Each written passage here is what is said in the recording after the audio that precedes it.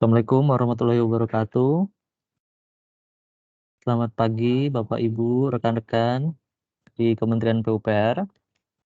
Selamat datang di Ruang Belajar Data episode 1, Belajar Baca Data. Sebelum kita memulai webinar pada pagi hari ini, izinkan saya, Azaki, untuk memandu acara pada pagi hari ini.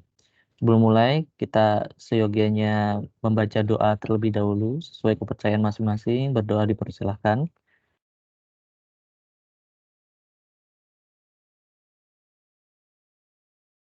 Berdoa selesai.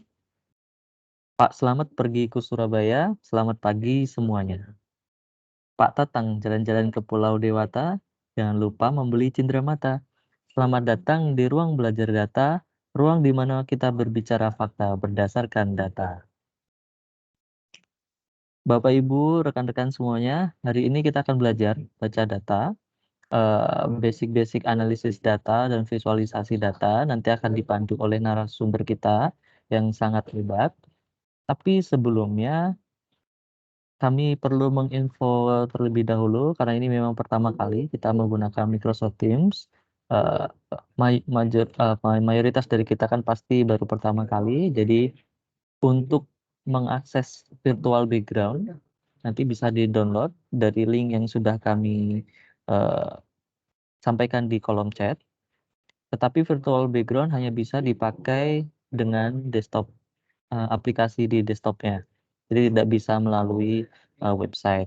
Lalu nanti Bapak Ibu, rekan-rekan, tolong juga mengisi daftar hadir yang sudah kami siapkan. Serta nanti materi paparan akan bisa di-download pasca acara telah selesai. Jadi sebisa mungkin Bapak Ibu, teman-teman, stay in the room untuk menyimak materi. Sebelum kami memulai materi, Bapak Ibu izin akan ada sambutan dari Bapak Kepala Pusdatin PUPR pada Bapak Nazib Faisal. Kami persilahkan. Baik, terima kasih Pak Zaki. Assalamualaikum warahmatullahi wabarakatuh. Saya izin bukan sambutan ya, hanya ingin menyampaikan knowledge saja buat teman-teman. Dari saya aja Mas Zaki, nggak apa-apa, sekalian nyobain juga. Ya Pak.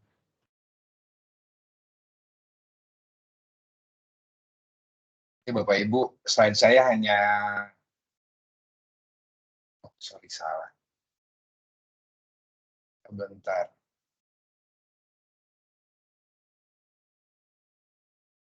Nah, salah Mas, bentar. Saya lihat dulu ya, baru belajar juga nih.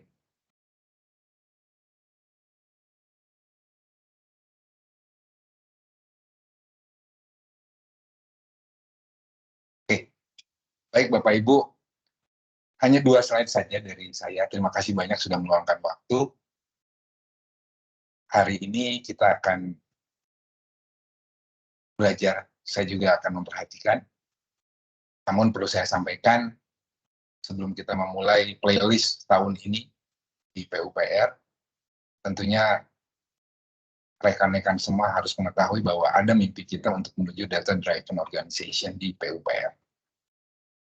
Kerangka Data Driven Organization kurang lebih seperti ini, Bapak Ibu. Jadi yang paling bawah itu adalah data dilakukan oleh unit data. Jadi Bapak Ibu, baik yang di Sakran, yang di PPK, Satkar, atau di Balai, atau di unit kerja yang di pusat, boleh mengusulkan ada unit yang memang mengelola data. Kenapa? Karena data itu kita tahu semua adalah harta karun yang sampai saat ini belum dioptimalkan. Kemudian naik levelnya, piramidnya naik ke informasi. Ini pun sama.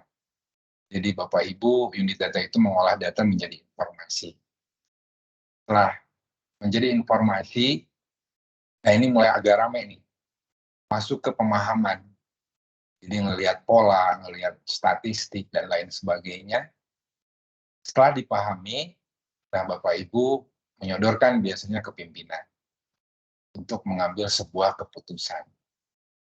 Kemudian lanjut lagi, keputusan tidak akan berarti kalau tidak ada tindakan. Nah, tindakan ini tentunya akan memberikan value buat Kementerian PUPR dan publik. Jadi ini adalah kerangka data driven organization. Ada 6 piramid rangkanya yang harus kita lakukan di Kementerian PUPR. Kemudian Bapak Ibu, ini saya langsung contohnya saja. Ini adalah contoh di penanganan gempa Cianjur tahun lalu. Jadi dari sejak hari pertama gempa, kami coba mendeploy orang-orang gabung dengan BMKG, dengan BNPB, itu mendata kerusakan. Nah dari sini muncullah jadi informasi saat itu. Kelihatan itu yang warna merah itu rusak berat, itu rumah ya. Kemudian yang hijau itu rusak ringan. Kemudian yang kuning itu rusak sedang. Dari sini sebetulnya muncul pemahaman, oh yang merah itu di daerah sini, kemudian yang kuning itu daerah sini, oh ternyata ada juga yang rusak di jauh-jauh, sehingga saat itu tim penanganan bencana PUPR itu bisa mengambil keputusan. You berangkat ke sini, you berangkat ke sini, dan lain sebagainya. Sehingga alhamdulillah per hari ini, setelah hampir setahun ya gempa Cianjur ini, kemarin kami baru rapat juga dengan staf ahli Menteri PU, karena beliau yang menangani bencana, semuanya sudah beres alhamdulillah. Dan juga saya yakin teman-teman di sini ada yang terlibat dalam penanganan gempa Cianjur ini. Itu kurang lebih dari saya. Bapak Ibu harus mindset-nya harus dirubah sekarang, semua by data. Contoh lainnya yang seru ya, adalah data absen. Di pusat itu rata-rata baru masuk kantor 8.40, tahu saya. 8.40, kemudian rata-rata pulang sekitar jam 6 maghrib sebelum maghrib. Itu salah satu contoh datanya. Jadi kalau mau ngambil keputusan, misal, oke, masuk kantor jam 7, rasanya agak berat, karena rata-ratanya aja di 8.40, seperti itu. Atau misalnya hal-hal lain, mungkin Bapak Ibu melakukan dinas sekarang kan online ya, via Bravo. Jadi kami sekarang bisa tahu se-PUPR itu per hari itu yang melakukan dinas ada berapa orang. Apakah adil atau tidak, dan lain sebagainya, tentunya semuanya by data bisa kita putuskan. Demikian dari saya, semangat, terima kasih banyak. Assalamualaikum warahmatullahi wabarakatuh.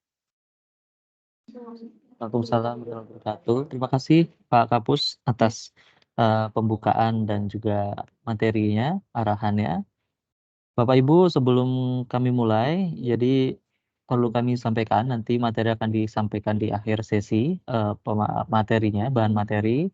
Lalu mohon isi presensi link, dan juga nanti untuk virtual background bisa diakses, tinggal request akses, nanti akan kami berikan secara langsung.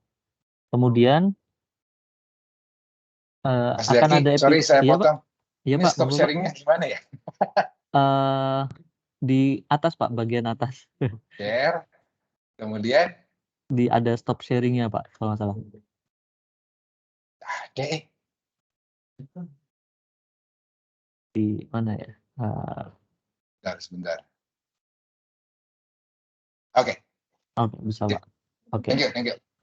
siap Pak. Jadi Bapak Ibu, rekan-rekan yang hadir, nanti akan ada episode lain setelah ini. Jadi insya Allah akan ada follow up materi-materi lanjutan. Sebelum kita mulai, nampaknya panitia sudah menyiapkan video launching, video singkat terkait launching yang bisa disaksikan oleh Bapak Ibu. Monggo panitia untuk bisa menayangkannya.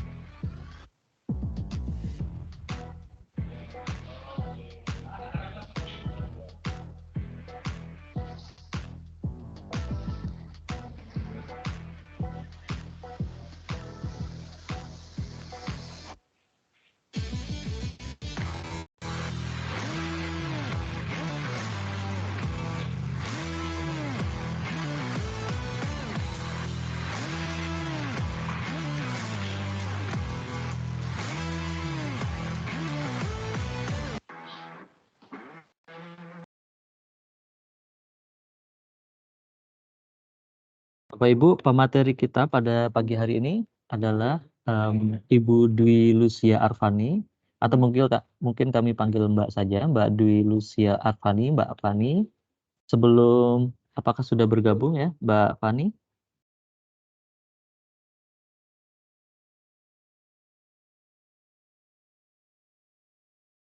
Halo, Mbak Fani.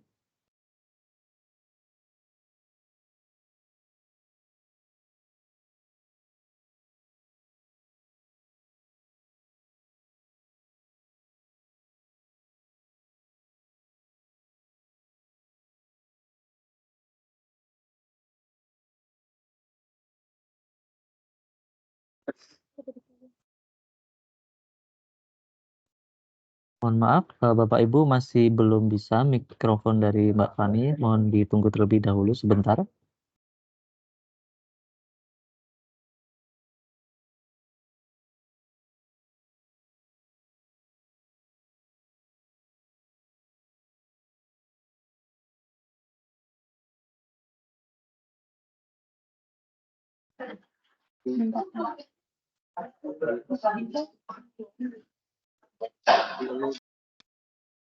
Halo, selamat pagi. Oke, sudah bisa ya. Pagi Mbak Fani ya? Iya, halo Mas Noval. Oke, oke. Sebentar. Oke. Sebelum mulai, saya bacakan dulu ya Mbak CV-nya. Aduh. Oke, iya. Ya nggak apa-apa. Oke. Jadi Mbak Fani ini, Bapak Ibu adalah Senior Data Manager di Mamikos ya. Eh, saat ini di Mamikos dan juga sekaligus founder dari Fstat Data Consultant. Beliau juga pernah menjadi data analis dan juga hingga sampai principal data analis di Tokopedia. Lulusan Universitas Pajajaran ya Mbak, kalau tidak salah. Betul. Universitas Pajajaran. Jadi insya Allah pagi ini kita akan dipandu oleh Mbak Arfani untuk menyelami, untuk dig down terkait data, baca data, visualisasi data, hingga storytelling data. Nanti Bapak Ibu kalau ada pertanyaan bisa raise hand di akhir sesi, dan juga nanti jika ada masukan bisa disampaikan di link yang kami sudah berikan. Monggo Mbak Fani, time's yours. Terima kasih Mas Noval. Terima kasih teman-teman PUPR ya untuk kesempatannya di pagi hari ini. Mohon maaf tadi ada sedikit trouble. Sama ini juga pertama kali menggunakan Teams. Jadi mesti agak kagok gitu ya. Jadi mohon maaf nih kalau nanti ada sedikit miss gitu ya. Oke, aku izin share screen mungkin ya.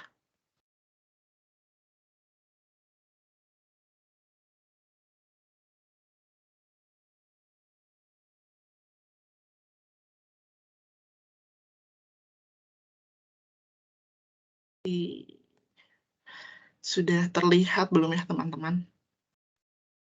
Aman Mbak. Oke. Kebetulan kemarin sempat dihubungi gitu ya oleh salah satu rekan PUPR dan kebetulan satu alma mater juga gitu di sini. Terima kasih untuk kesempatannya ya teman-teman. Mungkin ini pertama-tama gitu ya. Jadi berdasarkan arahan juga tadi gitu ya, kalau dari PUPR kita udah mulai nih mau masuk ke data driven corporate gitu ya. Dan mungkin aku mau share sedikit gitu ya terkait apa sih yang dulu sebelumnya pernah dilakukan gitu ya. Dan mungkin nanti boleh juga kalau teman-teman ada share gitu atau ada pertanyaan bisa langsung ditanyakan aja gitu. Hari ini mungkin aku mau membahas data one on one gitu ya. Ini kayaknya sebetulnya kalau 1 jam kurang, tapi semoga nanti bisa ke-cover gitu ya bagian-bagian pentingnya. Dan kalau misalnya masih ada pertanyaan lanjutan, boleh banget gitu nanti dihubungi ke saya. Oke, tadi udah dipaparkan sedikit, terima kasih ke Mas Noval gitu ya. Jadi saya sekarang sebagai senior data manager, bidang spesialisasi saya di data analis, data scientist, dan juga data engineer.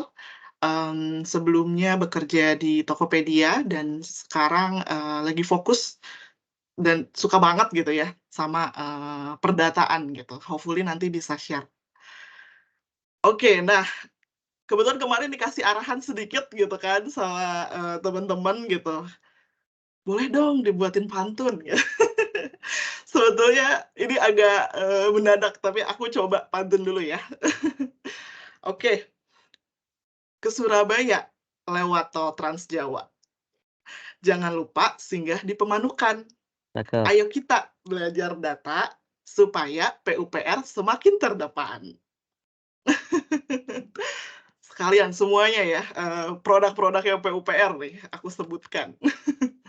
Oke, dan ini ada, salah satu apa ya, mungkin, quotes gitu ya dari seorang statistika, profesor statistik gitu. Jadi beliau mengatakan bahwa tanpa data kita hanyalah seseorang yang, punya opini gitu. Dan makanya mungkin tadi sempat disinggung gitu ya terkait, data driven gitu ya teman-teman. Karena memang ketika kita berbicara tentang data itu lebih faktual mungkin ya, seperti itu. Dan, seperjalanan saya juga gitu kan, banyak banget hal-hal yang dikolaborasikan dengan, data yang kita miliki dan pada akhirnya ngebantu, baik itu dari produk ataupun bisnis secara growth-nya, gitu.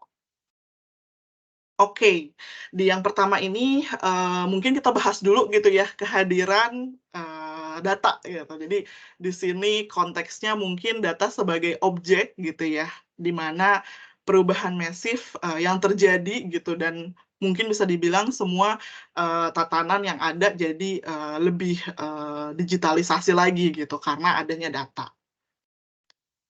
Kalau misalnya kita lihat gitu ya, dari mulai kita bangun sampai dengan kita tidur lagi gitu kan, data itu sebetulnya hal yang kita konsumsi sehari-hari nih teman-teman gitu. Nih kalau misalnya aku runut gitu ya, zaman sekarang gitu, apa aja sih yang kita biasanya buka gitu. Yang pertama, itu kalau kita pagi-pagi gitu ya, udah mulai scroll-scroll sosial media gitu kan, itu ada salah satunya, sebuah data yang diolah menjadi rekomendasi gitu. Jadi, apa yang ditampilkan di sana itu berdasarkan daripada, historical-nya nih, teman-teman tuh lihat apa aja sih gitu. Jadi nanti dia akan share hal-hal terkait itu.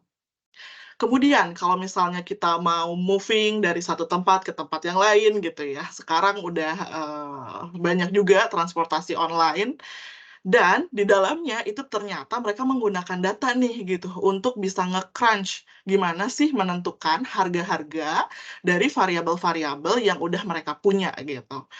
Jadi misalnya kalau lagi hujan gitu ya, teman-teman mengalami gitu tiba-tiba harganya jadi mahal gitu kan dan lain-lain gitu. Nah itu salah satu variabel penentu mungkin ya di belakangnya. Terus nih kalau misalnya udah weekend, apalagi habis gajian gitu ya, sekarang kita ngebuka-buka, situs-situs e-commerce gitu kan, banyak banget tuh iklan yang bermunculan ya. Bisa dari beberapa, produk yang kita cari sebelumnya gitu kan, atau memang udah ada di dalam, situs itu gitu. Nah, biasanya, ini juga ada kayak sejenis algoritma di mana nanti dia itu akan nge-show beberapa produk yang memang relate gitu dengan yang teman-teman cari. Dan tentunya nih kalau misalnya kita bekerja gitu ya, bekerja terus kita coba ngelihat email kita dan ada beberapa yang, terdeteksi sebagai spam gitu ya. Nah, di situ juga ternyata ada secara historical nih, datanya tuh dicek dan ditandai sebagai spam. Jadi mereka bisa masuk di dalam satu grup gitu ya, nggak terlalu menuh-menuhin email nih gitu. Nah, itu mungkin beberapa data yang kita sebenarnya, udah temui gitu ya. Even mungkin kalau misalnya kayak kita bangun pagi gitu ya, mulai dari jam berapa hingga nanti tidur, itu setiap apapun yang teman-teman lakukan, itu sebetulnya adalah data dan di-track gitu ya. Jadi mungkin kadang-kadang ada beberapa rekomendasi gitu ya, itu muncul gitu ya ketika kita pergi ke mana dan lain-lain gitu. Itu dah, mungkin powerful-nya ya sekarang penggunaan data dan kita nggak menduga kalau itu ternyata, udah ada gitu zaman sekarang. Nah, Kemudian dari Seagate Teknologi, itu dia memprediksi di tahun depan gitu ya, di tahun depan, di 2025, itu kurang lebih ada 175 zettabyte. Ini kalau dibuat MB tuh nolnya kayak 1, 2, 3, 4, 5, 6. Lumayan banyak lah ya, gitu. Gitu, jadi jumlah volume data nih yang tersimpan gitu kan, itu akan sebanyak ini gitu. Betapa banyaknya data di sana dan gimana nih cara kita untuk ngelihatnya gitu ya nanti. Nah, tapi ternyata sebetulnya data itu, udah ada loh gitu dari zaman mungkin bisa dibilang prasejarah gitu kali ya, teman-teman. Nah, ini salah satunya ada penemuan, bentuknya kayak, tanah liat gitu ya, dia yang berisikan tentang kegiatan-kegiatan atau aktivitas-aktivitas gitu kan. Nah, ternyata memang sifat alami kita gitu, untuk mengambil keputusan itu dari zaman dulu tuh udah berdasarkan data gitu kan. Jadi mungkin itu juga salah satu kelebihan kita ya sebagai manusia gitu ya, diberikan, kelebihan untuk bisa berpikir gitu. Nah, jadi ini salah satunya. Mungkin bentuknya masih primitif gitu ya, teman-teman.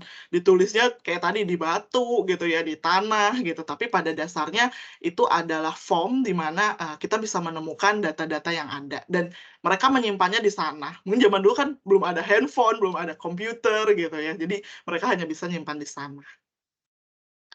Nah, bergerak terus semakin hari hingga mungkin sekarang gitu ya, di 2024 gitu ya, berdasarkan, data di, website Statistisa, itu, ternyata informasi yang ada itu melaju sangat cepat gitu. Jadi kalau teman-teman lihat pun udah dari, 2010 gitu ya, bahkan ketika saya pertama kali kerja di 2015 gitu ya, itu data udah banyak banget gitu. Jadi, pertumbuhannya sangat masif gitu dan again tadi yang saya mention ya gitu, setiap menit yang ada di dalam 1 hari, itu udah mengandung data-data kita semua nih gitu ya.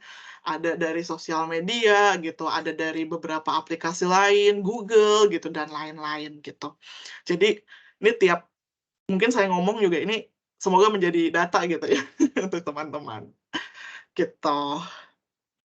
Nah, sebetulnya dari semua data yang ada gitu, itu tuh tipenya kayak gimana sih gitu. Nah, ini mungkin ada beberapa hal gitu kali ya, ada beberapa hal nih, terkait, tipe data gitu. Yang pertama, itu ada data yang namanya kualitatif dan ada juga yang namanya kuantitatif gitu. Ini mungkin, teman-teman juga familiar gitu kan, ini hal yang mungkin, semua orang udah tahu juga gitu kan. Nah, ini kita coba, refresh lagi aja gitu. Jadi, data kualitatif itu ada 2, ada bentuknya nominal dan ordinal. Kemudian data kuantitatif itu ada discrete dan juga continue. Nah, Mmm, dari semua data ini, itu bisa diolah, tapi dengan berbagai metode gitu ya, beda-beda gitu metode yang digunakan gitu, sesuai dengan karakteristiknya mereka. Mungkin yang akan banyak kita bahas itu terkait data yang kuantitatif gitu ya teman-teman, data yang memang tadi ya, bisa kita ukur gitu, bisa kita tahu bagaimana, eee, kita akan menggunakannya gitu.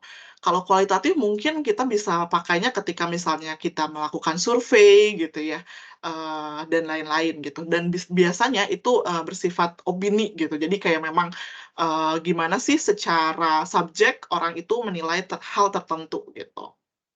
Nah, dari keempat tipe data di sini, ada yang udah familiar belum nih sama keempatnya? Boleh dong, chat gitu ya, komen, udah ada yang familiar belum nih terkait nominal, ordinal, discrete, dan juga continue?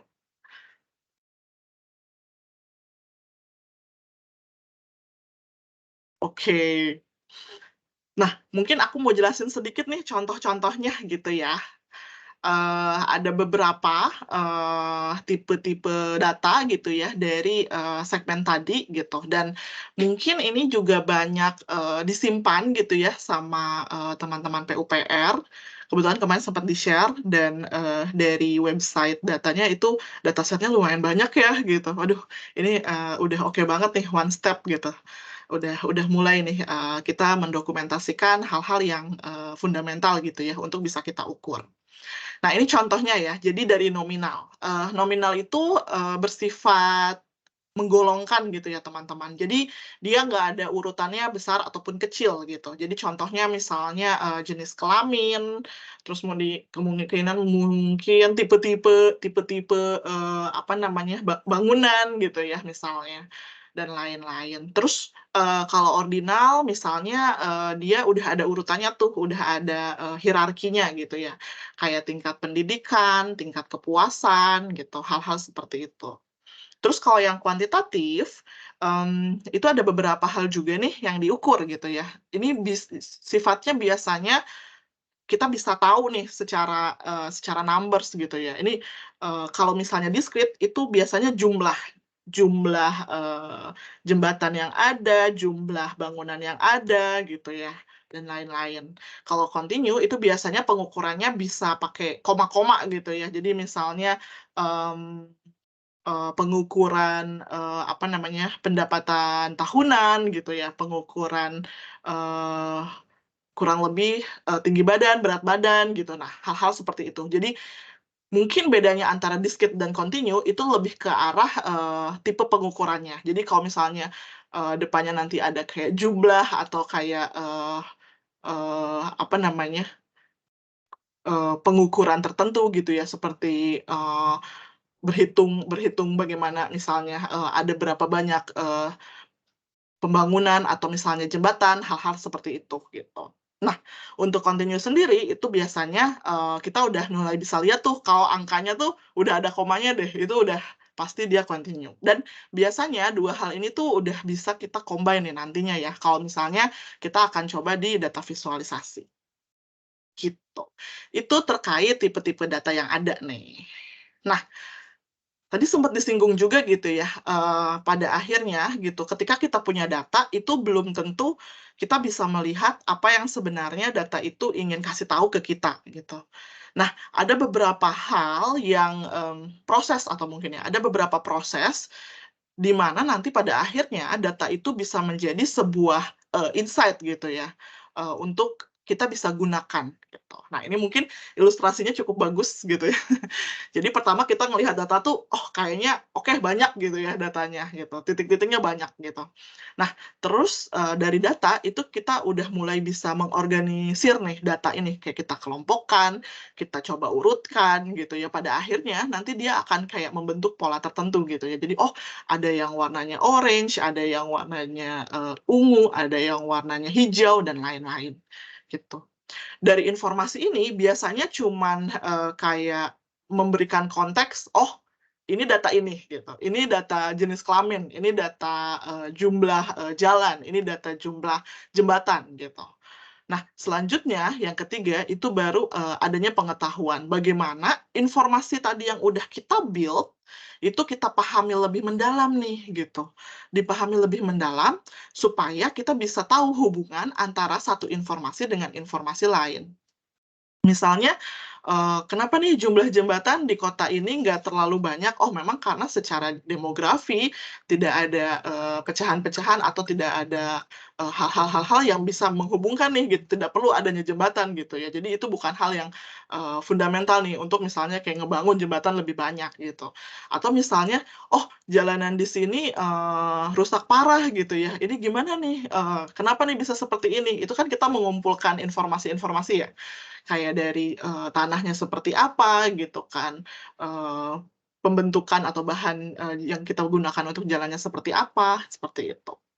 Terus kalau misalnya tadi kita udah mengkoneksikan antara informasi tersebut menjadi knowledge, nah kita tuh bisa ketemu kayak aha momennya, oh ini ada sesuatu nih gitu, ada sesuatu nih yang kita bisa perdalam gitu, karena biasanya ini relate dengan tren atau pola tertentu gitu ya, yang berkaitan satu sama lain. Jadi ini kita sebutnya insight gitu ya. Jadi biasanya kalau udah sampai sini kita udah tahu data yang tadinya misalnya cuman oke, jumlah jalan gitu di insight-nya kita udah bisa lebih banyak tahu nih gitu, si jalan ini kenapa besarannya segini, dan lain sebagainya.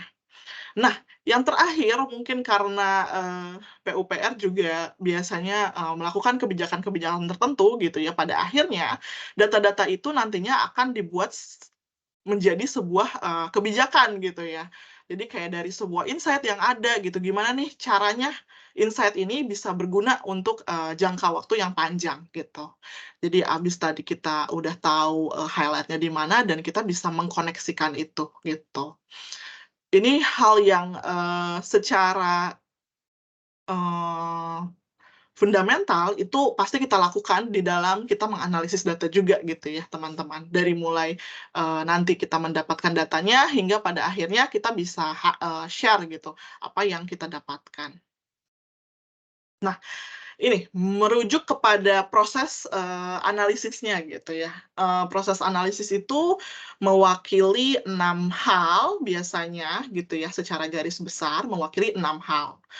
Yang pertama itu biasanya understanding atau kayak kita mulai analisisnya lah ya. Kita mengetahui, kita mau memahami apa nih problemnya, apa nih kebutuhannya gitu. Itu biasanya kita lakukan di awal. Dan biasanya ini teks lebih banyak waktu gitu ya dibanding yang lain. Karena kadang-kadang untuk analisis maupun interpretasi itu juga udah bisa dilakukan nih di awal sini gitu. Selanjutnya itu ada yang namanya data collections, ketika kita mengumpulkan data gitu. Jadi abis tadi kita tahu nih masalahnya mau kayak gimana, apa yang mau kita coba solve gitu. Nah, kita baru mengumpulkan datanya. Apa aja nih data-data yang dibutuhkan gitu. Kita coba mungkin kalau di tempat saya biasanya kayak kita mengambil datanya sendiri gitu ya, karena dari tim datanya gitu. Jadi kita coba collect kira-kira data yang dibutuhkan seperti apa. Nah, proses ketika datanya udah ada, itu kadang-kadang perlu kita cek lebih lanjut gitu. Nah, makanya ada tahap di mana kita mempersiapkan datanya. Kadang-kadang datanya masih raw data gitu ya. Nah, ini belum bisa kelihatan apapun, kita bisa coba transformasi gitu. Atau misalnya kita cek kenapa ada data-data yang kosong dan lain-lain gitu ya. Ini biasanya masuk ke dalam tahap preparations-nya. Setelah selesai, baru kita coba analisis nih. Ini bagian kita mengeksplorasi datanya. Biasanya di bagian eksplorasi data ini akan lebih baik kalau kita udah punya beberapa hipotesis-hipotesis gitu ya, atau misalnya hal-hal yang emang tadi sebelumnya udah kita rumuskan gitu. Jadi analisis yang kita lakukan itu bisa lebih merujuk kepada topik tertentu gitu. Setelah tadi kita coba nge-crunch datanya, menganalisis datanya, baru nih kita bisa mengambil kesimpulan dari data yang kita bisa eksplorasi tadi. Nah, setelah itu kita baru bisa memvisualisasikan datanya gitu. Kenapa visualisasi ini di tahap akhir? Karena ketika kita udah tahu apa yang mau kita share, itu kita baru bisa tahu nih visualisasi seperti apa yang cocok gitu untuk hal yang mau kita komunikasikan gitu. Itu. Jadi 6 hal ini cukup fundamental dan memang biasanya flow-nya seperti ini gitu ya. Jadi mulai dari yang paling penting bagaimana kita memahami problemnya gitu sampai pada akhirnya kita bisa menyajikan hasilnya dalam bentuk yang lebih oke gitu ya. Maksudnya karena kan tadi kalau kita merujuk data raw-nya biasanya banyak banget gitu dan lain-lain gitu. Jadi di data visualisasi ini bisa lebih oke. Oke, nah ini ada dari Bapak Steve Jobs gitu. Jadi kayak kalau misalnya kita ngelihat sebuah desain itu nggak terlihat sebagai ya nggak as it gitu ya. Jadi kayak kalau misalnya kita lihat desain itu bagaimana cara itu bekerja. Sama nih seperti data visualisasi. Jadi bukan cuman kayak kita ngasih make up, warna dan juga bentuknya gitu ya, tapi bagaimana cara kita bisa memaknai tuh bentuk dan juga warna tersebut. Gitu. Oke, nah mau nanya nih, kalau misalnya kita ngelihat visualisasi kayak gini, menurut teman-teman ini kita bisa baca nggak sih informasinya? Bisa baca nggak nih? Susah banget ya kayaknya ya gitu, ini apa lagi yang di-share? Tulisannya cuma distributions of genus, terus kayak apa nih gitu konteksnya gitu kan ya, apa yang mau sebenarnya diomongin gitu ya dari data visualisasi ini gitu kan.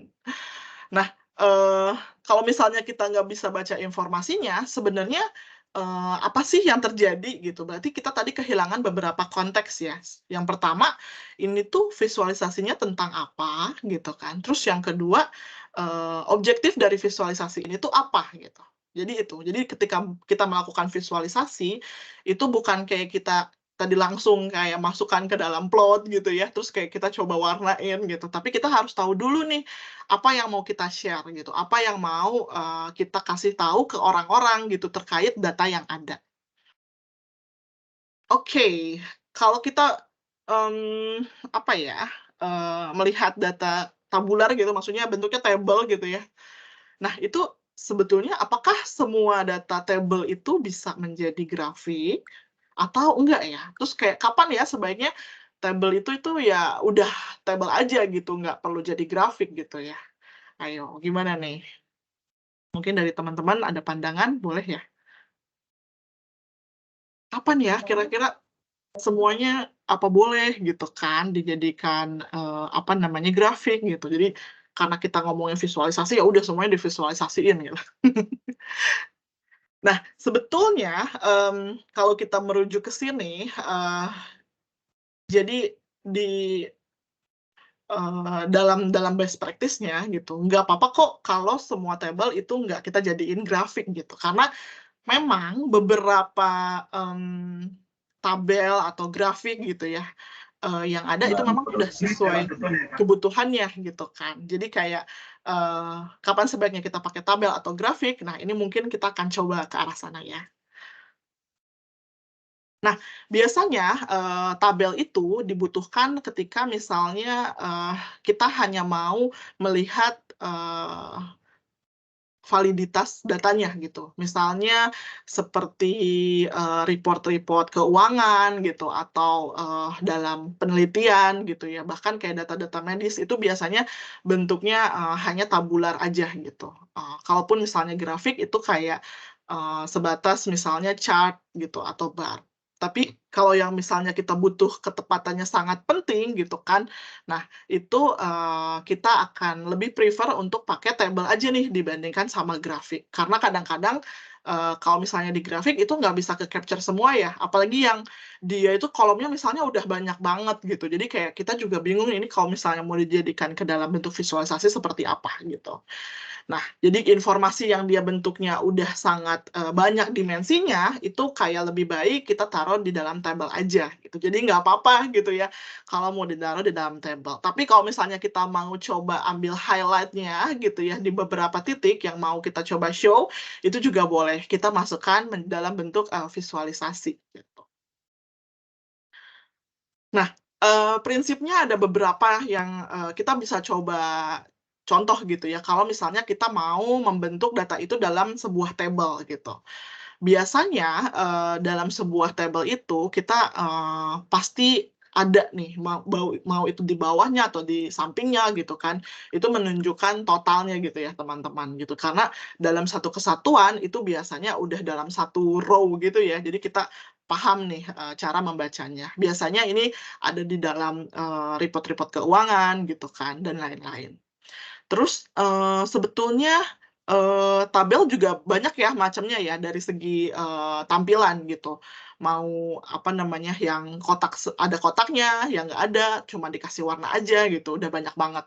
Bahkan mungkin kalau teman-teman, menggunakan Excel itu juga udah ada sendiri format table gitu ya, yang bisa menjadikan, bentuk raw data yang kita punya itu udah jadi table gitu. Nah, kalau bisa si tabel itu diringkas, sesuai dengan kebutuhan, sama nih. Jadi, baik itu tabel maupun nanti bentuknya grafik gitu ya, atau visualisasi gitu, itu tetap harus memenuhi kebutuhan gitu. Jadi jangan sampai, over gitu ya teman-teman, karena ya, kalau misalnya terlalu, apa namanya, nggak sesuai kebutuhan juga ya buat apa dimunculin gitu kan ya datanya. Nah, biasanya tabel pun, kita melihatnya itu biasanya dari kiri ke kanan gitu, atau misalnya dari, atas ke bawah. Jadi kayak jangan miskonsepsi gitu, kayak kita taruh totalnya di depan misalnya gitu, terus jadi bacanya, agak bingung gitu kan. Nah, itu tidak memudahkan pembacanya nih gitu, karena, biasanya, tabel itu hematnya tuh digunakan ketika report-report. Jadi kita nggak bisa ngomong langsung gitu kan ya, gimana nih cara baca tabelnya gitu. Jadi se sesimpel mungkin itu bisa kayak langsung ketika misalnya pembaca ngeliat tuh kayak, oh oke, ini kayak gini ya, oh jadi kesimpulannya kayak gini gitu, nggak multitafsir gitu ya. Mungkin di format-format tertentu gitu ya, nggak disarankan tuh kalau misalnya si header-nya tuh tulisannya kapital semua gitu ya. Nanti yang baca reportnya kayak, oh ini gimana nih, marah-marah apa gimana gitu. Terus boleh juga misalnya kayak kita mau bold atau kita mau italic gitu ya, itu boleh juga. Nah, biasanya penggunaan garis gitu ya atau grid gitu yang ada di Excel itu juga kita bisa sesuaikan. Mana mungkin yang kalau kita mau highlight untuk row tertentu itu lebih baik kayak pakai warna dan lain-lain. Atau misalnya kalau datanya udah kita mau lihat dalam satu kali lihat, itu kayak tidak perlu terlalu banyak grid-nya gitu kan. Seperti itu. Jadi memang tabel itu digunakan ketika kita tidak mau memberikan apa namanya, informasi yang terlalu detail ke dalam suatu hal, tapi dia itu mau mencoba menginformasikan beberapa hal sekaligus gitu ya. Biasanya terjadinya kayak gitu. Dan memang ini bentuknya biasanya mungkin kalau teman-teman bikin report gitu ya. Nah, ini biasanya ada di dalam situ, tabular. Nah, ini opini saya juga gitu kan. Biasanya kalau misalnya kita ada report gitu, itu kalau misalnya kita mau meng-highlight suatu hal gitu, itu boleh banget ya kita pakai highlight gitu. Jadi ada beberapa apa namanya, kolom-kolom yang kita nanti tuh pada akhirnya bisa kita lihat tuh gitu. Mana sih yang bagus, mana sih yang jelek gitu. Contohnya misalnya di sini gitu ya. Kayak coba pakai highlight warna untuk dibikin kayak heat map gitu ya. Jadi kayak bisa tahu nih findings-nya mana nih yang sebetulnya semakin oke atau semakin nggak oke gitu ya dari sebuah data yang ada. Gitu. Jadi mungkin kalau tabular kita mau buat seperti ini itu masih oke ya. Jadi buat mempermudah kita nih mengidentifikasi tren yang ada gitu. Asal nanti disesuaikan aja ya warnanya gitu. Jadi harus seragam gitu kan. Oke, nah selanjutnya kalau misalnya tadi kita udah buat dalam bentuk table, itu di dalam Excel juga kita punya yang namanya statistik deskriptif gitu. Ini mungkin buat teman-teman yang belum tahu, jadi kita punya beberapa metrik statistik deskriptif ya, ada rata-rata, ada median, ada modus, ada range, dan juga ada variance. Nah, biasanya ini berfungsi ketika kita mau sekedar mengetahui sebetulnya data yang ada itu seperti apa gitu kan. Contohnya misalnya nilai rata-rata gitu. Nah, rata-rata ini kalau misalnya nilainya kecil atau mungkin kayak di tengah-tengah atau misalnya terlalu besar, itu sebetulnya udah bisa menunjukkan nih pola datanya seperti apa. Apakah dia skew-nya ke kecil ataukah dia skew-nya ke kanan gitu dan lain-lain. Nah, selanjutnya itu ada juga yang namanya median. Median ini biasanya dipakainya juga sama ya, nilai tengah nih. Jadi kadang-kadang kalau di perusahaan itu agak bentrok nih, kita mau pakai rata-rata atau median gitu ya. Karena biasanya kalau rata-rata itu mengikuti pola datanya banget. Jadi kalau misalnya di datanya ada yang cenderung tinggi gitu ya, kayak outlier, itu agak susah tuh kita ngedetect yang tengahnya gitu. Jadi biasanya rata-ratanya juga di-replace menjadi median gitu, supaya memang dia ada nilai tengahnya gitu ya. Terus kalau misalnya kita mau tahu nilai yang muncul, yang sering muncul, itu ada nih namanya modus gitu ya, nilai yang sering muncul. Terus kita juga punya range, dia itu adalah selisih dari nilai tertinggi dan juga terendah gitu ya. Jadi kita bisa mengetahui seberapa jauh gitu ya nilai itu. Dan ada variance juga nih. Jadi kita bisa tahu kalau misalnya kita punya rata-rata gitu ya, ini sebenarnya data yang lain tuh seberapa jauh sih dengan rata-ratanya gitu. Jadi kalau misalnya variasinya semakin kecil berarti dia tuh datanya nggak terlalu tersebar gitu ya. Tapi kalau misalnya variasinya besar itu berarti lumayan banyak tuh variansnya gitu. Nah, di Excel juga ada built-in analisis untuk statistik deskriptif gitu ya. Ini ada beberapa step-nya, aku coba munculin di sini. Jadi kita bisa pakai data analis, terus nanti ada deskriptif statistik, dan kita tinggal input aja gitu kan, terus nanti kita bisa tahu hasilnya. Jadi contohnya misalnya data ini gitu ya, kita bisa punya nih pada akhirnya gitu. Di sini ada 2 matriks yang kita pakai, jumlah jembatan dan juga total panjang. Nah, kalau di sini ada kelihatan, ada tadi ya, ada median, ada mean, ada modus. Modusnya tuh yang mod gitu. Terus ada range, bahkan ada yang lain juga gitu ya. Masih berhubungan dengan beberapa matriks-matriks yang memang dasar gitu ya, untuk kayak kita melihat gimana sih datanya gitu. Jadi misalnya kayak jumlah jembatan, oh ternyata kalau rata-rata itu ada 5 sampai 6 gitu ya, jumlah jembatan di tiap provinsi. Tapi kalau kita lihat nilai tengahnya itu hanya 3. Nah, ini kan kayak kelihatan ya agak berbeda gitu ya, sedikit gitu. Terus muncul juga angka 0 nih, jadi memang ternyata ada beberapa daerah yang nggak punya jembatan ya gitu kan, dan lain-lain gitu. Ini kurang lebih penampilannya gitu ya, kalau misalnya kita ngelihat dari deskriptifnya. Biasanya ini berfungsi untuk tadi kita mau tahap preparations gitu ya, misalnya ternyata angkanya ada yang terlalu tinggi atau terlalu rendah, itu misalnya kita sebut sebagai outlier, itu nanti kita bisa remove gitu teman-teman, sesuai dengan kebutuhan analisisnya. Oke, tadi kita udah berbicara sedikit tentang statistik deskriptif gitu kan. Terus gimana sih sebenarnya supaya visualisasi yang kita buat itu sesuai kebutuhan gitu. Karena dari tadi aku mention terus kan kayak ini harus sesuai kebutuhan nih gitu. Emang kebutuhan seperti apa gitu.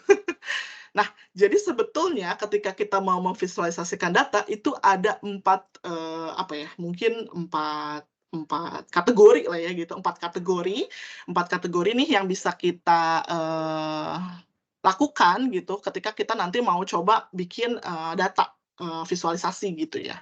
Jadi ada distributions, ada compositions, ada relationship, sama ada comparison. Nah, kebutuhannya untuk apa nih gitu? Apakah kita cuma mau lihat persebaran datanya gitu, atau kita mau lihat komparasinya gitu, atau kita mau tahu hubungannya gitu kan? Nah, itu udah termapping nih di sini. Nanti mungkin teman-teman juga bisa cek ya gitu dari materinya.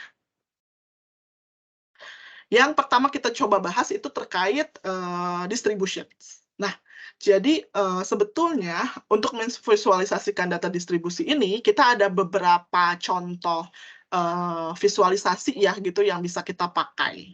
Yang pertama itu ada histogram, yang kedua itu ada scatter plot. Dan ini dua-duanya juga udah ada ya di Excel gitu, tinggal insert, terus cari plotnya gitu, mau yang mana.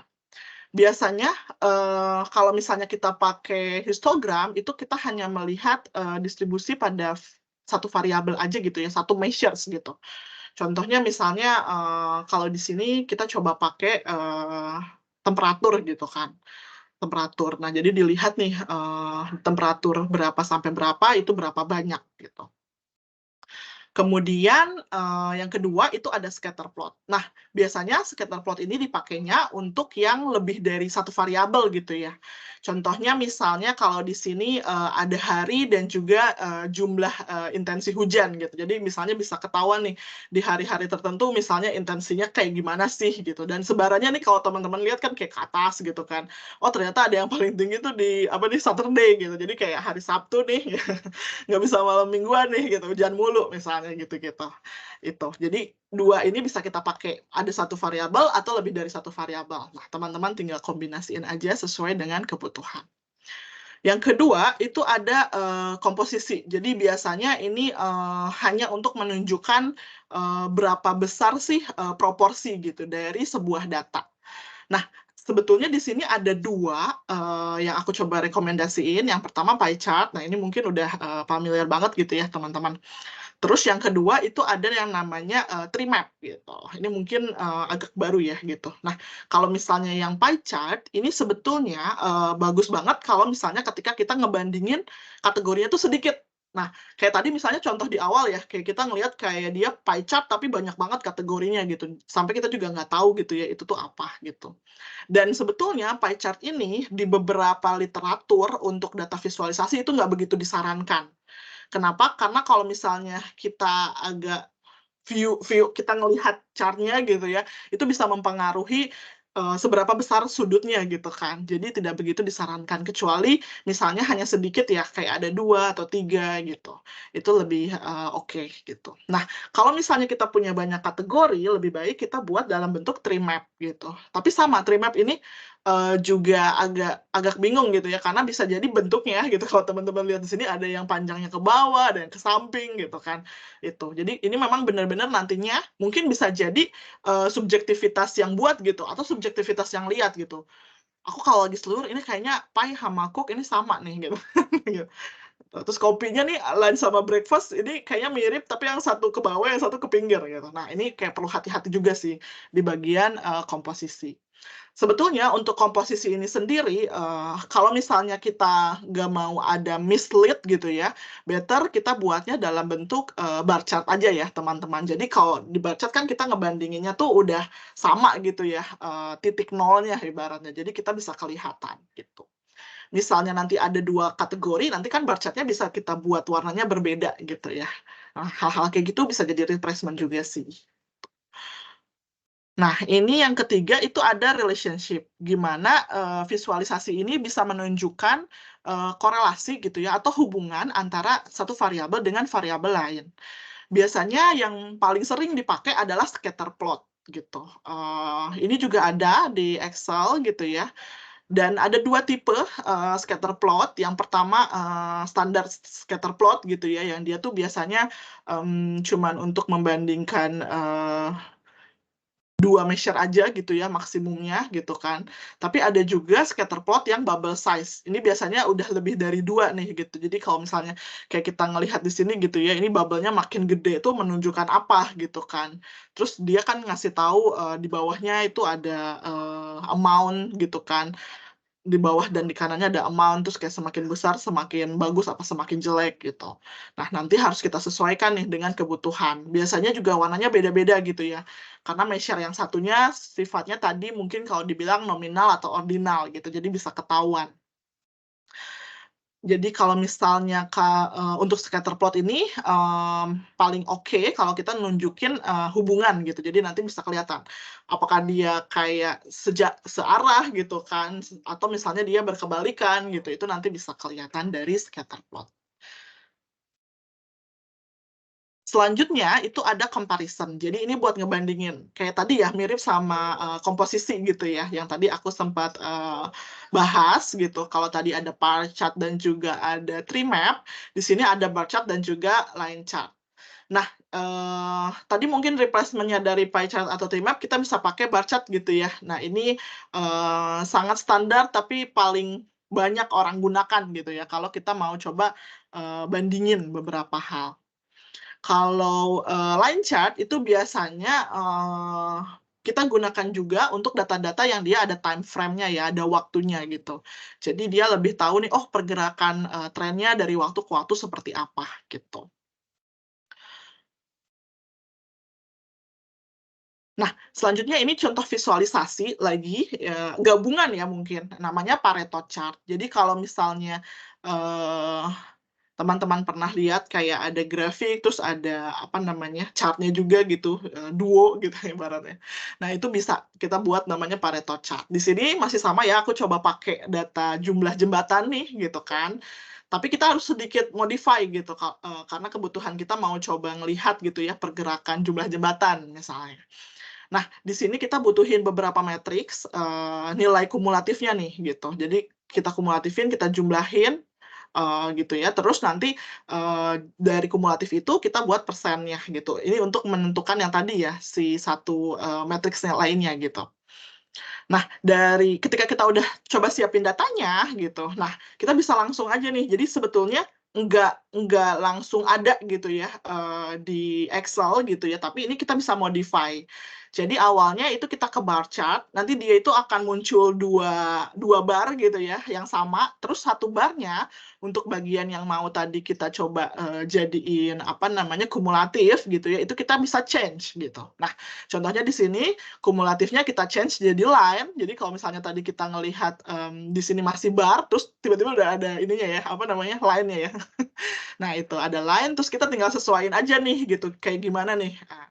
Kalau misalnya dilihat kayak gini gitu. Jadi kita tahu oh dari jumlah jembatan paling banyak itu di Jawa Barat gitu ya, dan trennya tuh dari Jawa Timur terus kayak ke Sulawesi Selatan dan lain-lain gitu. Terus beberapa juga ada yang nggak punya gitu ya, ada yang 0 tadi datanya sempat kita cek juga gitu kan. Jadi di Maluku itu udah stagnan jadi 100% nih gitu kan. Gitu. Jadi ini contoh Pareto chart ya, dan agak sedikit ditweak aja sih dari bar chart.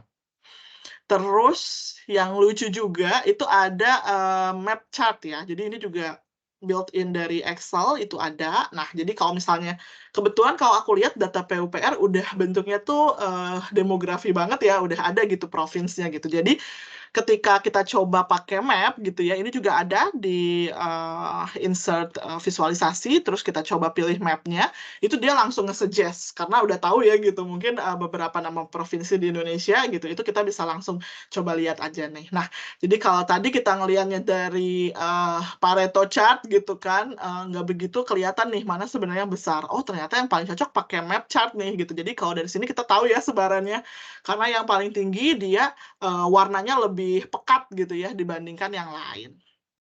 Itu salah satu apa namanya, chart-chart yang bisa kita coba explore. Banyak juga sebetulnya gitu kan. Dan teman-teman bisa coba cek ya gitu. Di Excel juga bisa bikin dashboard gitu. Jadi cukup ini juga cukup powerful juga nih gitu. Tapi nanti kita coba ini ya, apa namanya, coba share nih kalau misalnya nanti ada yang tanya.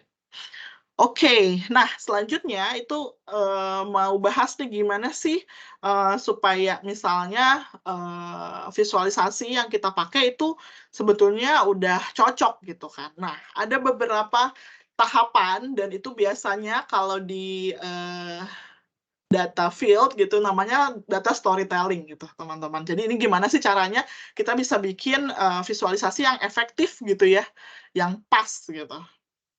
Nah, yang pertama, tadi kan kita udah sempat bahas ya gitu, kayak visualisasi itu ada apa aja, terus yang sesuai kebutuhan kayak gimana. Jadi pilihlah visualisasi terbaik gitu dari data yang kita punya nih gitu. Kita punya berbagai macam tipe gitu ya. Coba nih kita pilih mana yang sesuai dengan yang mau kita ceritakan gitu kan. Kita punya line chart, kita punya bar, kita punya scatter, kita punya histogram, mana nih yang bisa merepresentasikan datanya nih yang mau kita ceritain ke orang-orang gitu. Nah, pilihnya dengan yang tadi sesuai dengan kebutuhannya gitu ya. Terus yang kedua itu menjaga visualisasinya tetap minimal dan kayak hindari terlalu apa ya, terlalu ini ya, terlalu rame gitu kali ya. Ini kan ada 2 chart ya di sini gitu kan, yang kiri sama yang kanan nih. Menurut teman-teman lebih enak lihat yang mana nih gitu, yang kiri apa yang kanan nih gitu kan. Yang satu ada warnanya cukup estetik sih gitu ya, pakai warna coklat. Yang satu kayak simpel, kaloris per 10 gram, cuman di breakdown berdasarkan ininya aja gitu kan, apa namanya, makanan-makanannya aja gitu. Iya betul, kalau misalnya kita pakai fundamentalnya si jaga visualisasi gitu, ini yang menang pasti yang sebelah kanan nih gitu kan. Ini karena aku ya guys. Oke. Nah, gimana sih cara kita bisa coba bikin menjaga gitu ya visualisasinya itu cukup bersih gitu. Mungkin kalau teman-teman perhatikan gitu kan untuk deck untuk deck slide pun aku gunakan warna putih gitu ya supaya menjaga nih si visualisasi yang ditampilkan itu lebih oke, dan mungkin matanya teman-teman juga pas ngelihat nggak terlalu apa namanya bekerja begitu keras gitu ya. Jadi gunakan cukup banyak ruang putih gitu. Jadi contohnya kalau yang di kanan tadi si kalori itu kita lihatnya clean gitu ya. Gitu. Nah, terus kita mungkin bisa hapus beberapa eksis gitu ya. Kalau di sini kayak misalnya eksis Y atau eksis Z, eksis X atau eksis Y-nya gitu kan, itu bisa kita hapus sebetulnya gitu. Dan kita bisa pakai label gitu instead of si apa namanya eksisnya tadi gitu. Kalau misalnya datanya cuma sedikit, itu sebetulnya enak-enak aja ya, mau dikasih label gitu. Tapi kalau labelnya panjang banget, itu kayak numpuk nanti kan. Nah, itu juga kita harus sesuaikan sih. Misalnya labelnya jumlah pendapatan gitu kan. Nah, nanti bisa kita buat tuh misalnya dalam bentuk misalnya jutaan gitu. Jadi tinggal pakai koma aja, terus di atasnya misalnya pendapatan dalam kurung juta gitu. Nah itu kayak gitu-gitu bisa kita modifikasi. Jadi buat sesimpel mungkin dan buat sebersih mungkin supaya orang paham nih gitu dan nggak multitafsir gitu ya teman-teman. Gitu, dan bisa kayak kita coba kasih, beberapa efek ya, mau ditebelin, mau dimiring gitu, yang penting sesuai komposisinya nih gitu, jangan, semuanya tebal gitu kan, atau misalnya semuanya miring gitu, dan lain-lain. Selanjutnya, gunakan beberapa teks yang bisa mewakili gitu. Nah, ini biasanya mungkin referensinya ke beberapa, report-report atau kayak media-media di luar ya, kalau misalnya teman-teman lihat, itu mereka visualisasinya tuh udah next level banget gitu, karena mereka kan buat artikel nggak bisa panjang-panjang gitu ya, nggak bisa ngejelasin nih, ini apa, gitu. Jadi mereka sulap nih, dari grafik, apa namanya, line chart yang ada di kiri gitu ya, cuman receipt sama proses, itu mereka, transform menjadi sedemikian rupa, jadinya mirip yang kanan. Ini kalau misalnya kita lihat, baca grafiknya aja udah oke ya gitu, dimasukkan ke dalam PowerPoint udah kayak, "Oh, oke," ya. Jadi kita bisa tahu nih gitu kan apa yang terjadi. Sebenarnya kenapa tuh si receive-nya ngangkat gitu kan, dan apa yang mau kita highlight. Apakah receive-nya atau prosesnya gitu yang mau kita highlight. Itu nanti bisa kita coba, sesuaikan gitu kan. Jadi nanti kebutuhannya misalnya kita mau coba meng-highlight, data-data tertentu, itu bisa kayak kita coba change aja warnanya gitu. Dan, karena misalnya tadi kalau visualisasi bentuknya misalnya di dalam PowerPoint, kita bisa jelasin itu lebih enak gitu ya. Again, kalau misalnya bentuknya table itu perlu hati-hati gitu. Jadi, konteksnya harus kita masukkan juga gitu. Jadi kayak kita bisa tahu nih, ini tuh data tentang apa, misalnya deskripsinya apa yang terjadi gitu, dan lain-lain. Itu boleh banget. Itu gimana cara kita menggunakan teks yang benar ya. Terus ada juga nih, kalau misalnya kita mau pakai warna gitu ya, warna juga ternyata, nggak semuanya, efektif gitu ya teman-teman. Jadi ini ada 3 warna gitu kan berdasarkan, apa namanya, kebutuhan lah ya ibaratnya gitu. Jadi kita bisa pakai warna-warna yang terang gitu ya, atau hue gitu kan, itu untuk categorical sifatnya gitu. Jadi kita mau mengkategorical, tadi ya misalnya, apa namanya, tipe-tipe bangunan atau misalnya jenis kelamin gitu, itu bisa. Terus ada juga yang namanya, chroma gitu. Nah, ini biasanya dipakai untuk yang sekuensial. Jadi misalnya nge-order kayak dari, oh yang dia jalannya rusak, tidak rusak, misalnya, bagus gitu. Nah, ini bisa kita pakai warna yang dia itu ada, gradasinya ibaratnya gitu ya. Terus, kita juga bisa pakai nih warna-warna yang dia tuh satu tone gitu kan, tapi, nanti kayak, melihatnya itu bisa dari kayak dari yang terkecil sampai yang terbesar, mirip nih sama yang sekuensial gitu ya. Tapi ini lebih, bersatu padu. Contohnya kayak tadi di bagian maps ya gitu, jadi kayak dari yang terbesar sampai yang terkecil, warnanya, biru sampai putih gitu. Nah ini tipenya seperti itu. Jadi ada order di dalam warnanya nih gitu. Jadi misalnya semakin putih, semakin kecil, semakin gelap, semakin besar gitu. Nah itu, bagus juga ya buat kita coba kategoriin nih, jadi dari warnanya.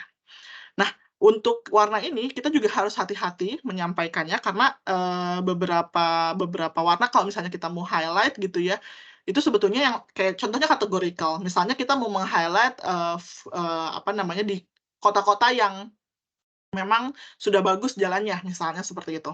Nah, jadi yang tidak bagus misalnya itu kita udah bisa pakai, let's say warnanya ungu gitu, tapi yang misalnya jelek itu kita bisa pakai warnanya merah gitu. Nah, itu juga bisa kita kategorikannya seperti itu gitu ya. Jadi nggak perlu misalnya Aceh dari warnanya biru, terus misalnya Sumatera Barat warnanya orange dan lain-lain, jadi kayak, tumpang tindih juga gitu ya, informasinya nggak dapet nih, apa nih yang mau dilihat gitu.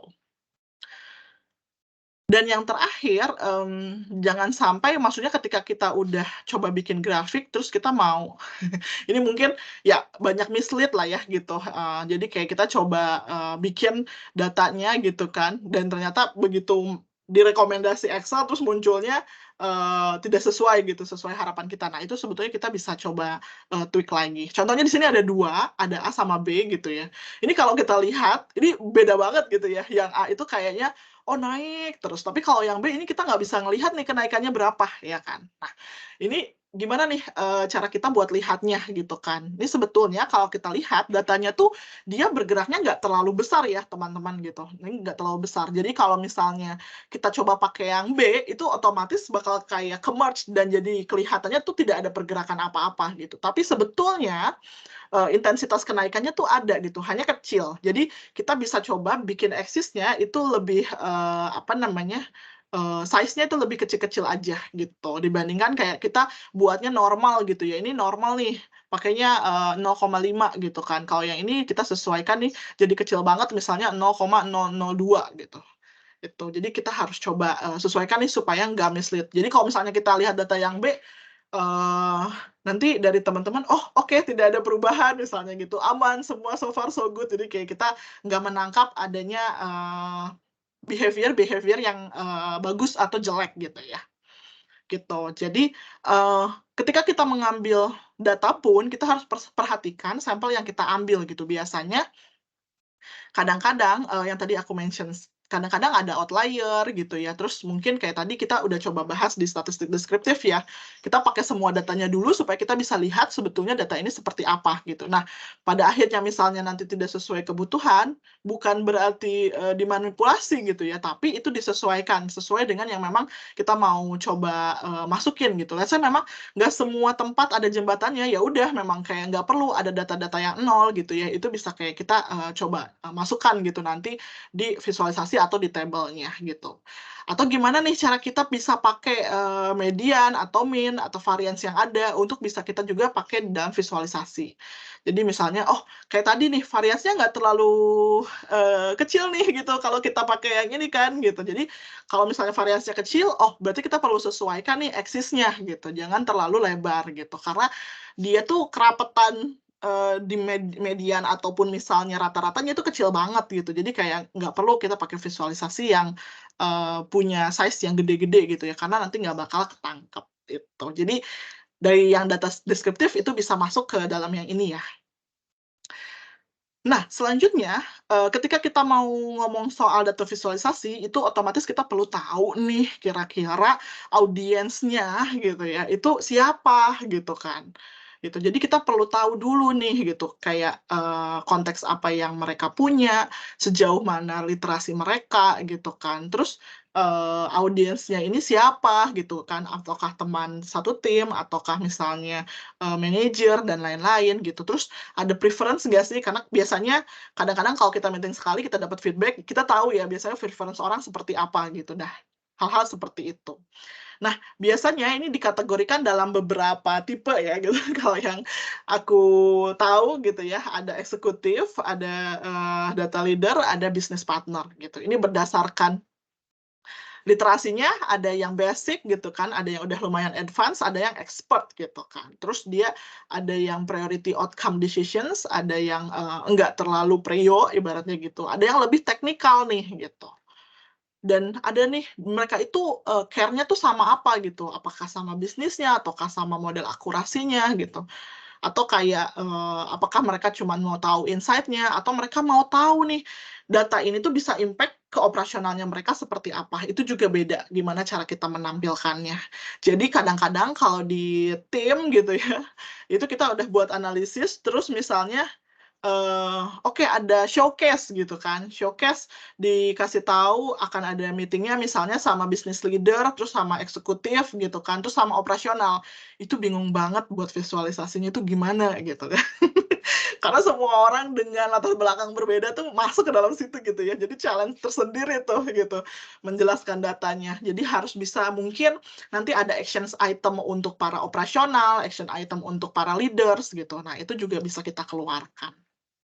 Dan yang terakhir, gimana cara kita pilih medianya gitu ya, media. Karena ini juga apa namanya hal yang fundamental ya. Kalau misalnya apalagi sekarang udah online gitu kan, biasanya pun gitu kan kita merepresentasikan data tuh dalam bentuk yang berbeda-beda gitu.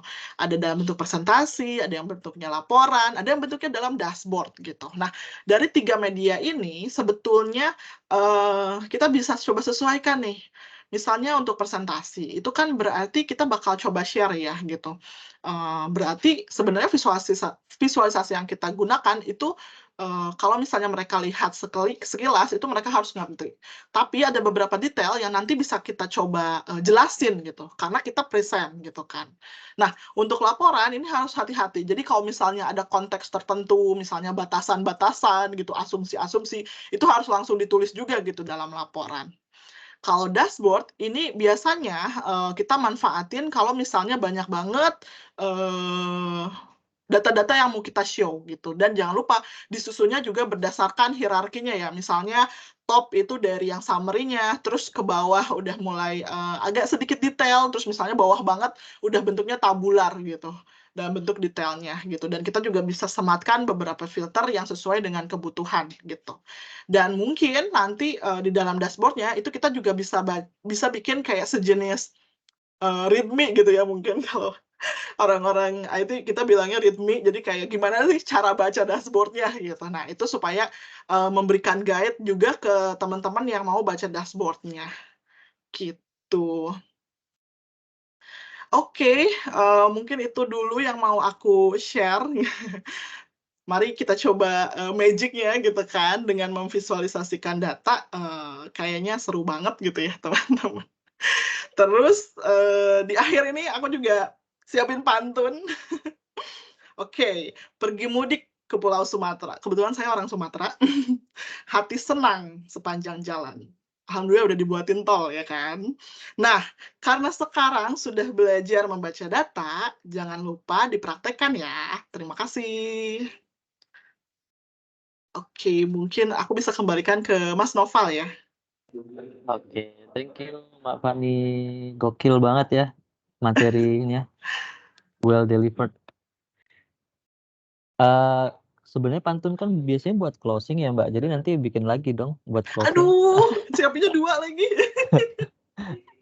Iya. Oke, Nah, oke. sebelum kita nanti di Q&A tanya jawab, Bapak Ibu nanti bisa siapin pertanyaan, nanti langsung raise hand saja ya, nanti bisa open mic. Nanti kita atur untuk open mic-nya dan bisa langsung bertanya. Ini kan momentum materi yang bagus banget nih dari Mbak Fani. Sayang kalau misal tidak kita manfaatkan sesinya. Nah, sebelum tanya jawab, kayaknya kita perlu nyoba fitur ini dulu deh Mbak. Ada polls nih. Kita mau lihat nih reaction orang. Ada polls, nanti kita launching. Bapak Ibu tolong diisi ya. Ada 2 polls. Coba itu ya. Di launching bisa nggak? Nah, ini. Bagaimana materi hari ini gitu. Coba nanti Bapak Ibu isi yang ada di layarnya. Sama sebutkan 1 kata untuk mewakili materi hari ini.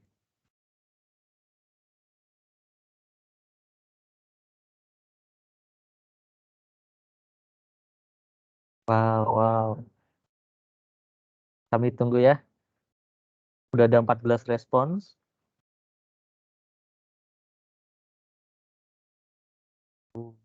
Ini rating karena dari Tokped ya Mbak. Dulu kan Tokped di Mamikos, jadi ada ini ya user apanya itu satisfaction-nya.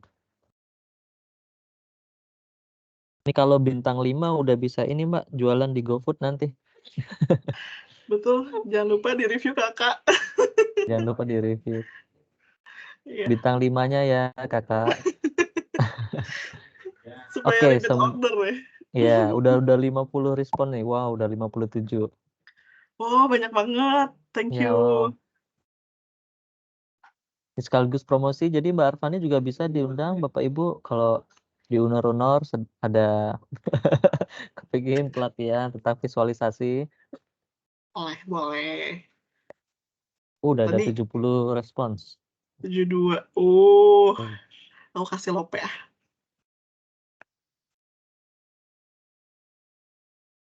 Lucu banget, lucu banget. Oke. Nah, kita karena waktu ya, kita mulai tanya jawab saja. Sembari nanti kita menunggu juga ini menunggu reaction di poll-nya. Tadi ada yang bertanya kalau nggak salah Mbak di kolom chat itu ada Ibu atau Bapak Tri atau apa tadi? Iya.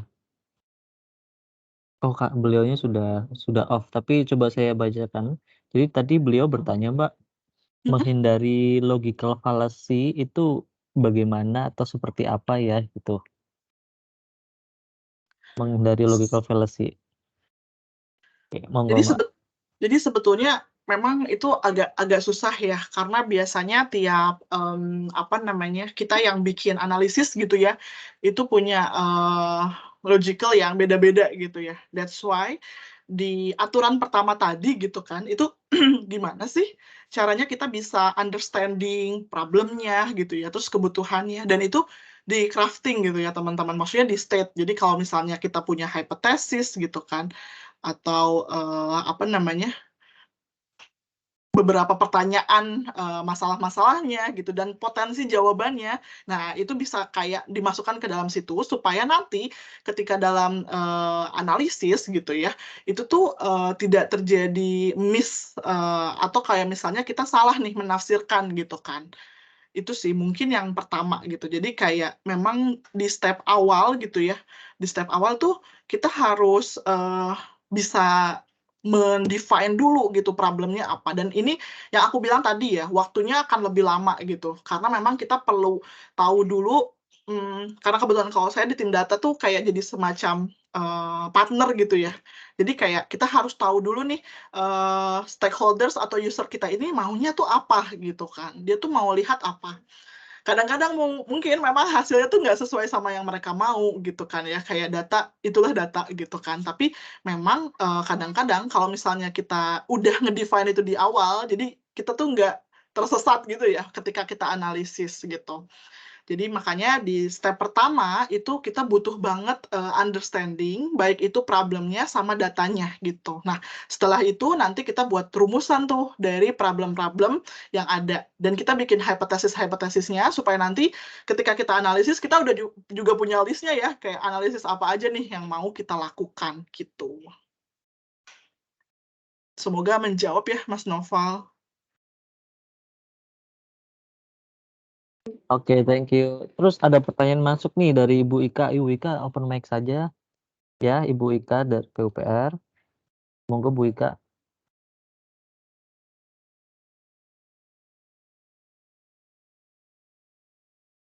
Bu Ika, apakah tersambung?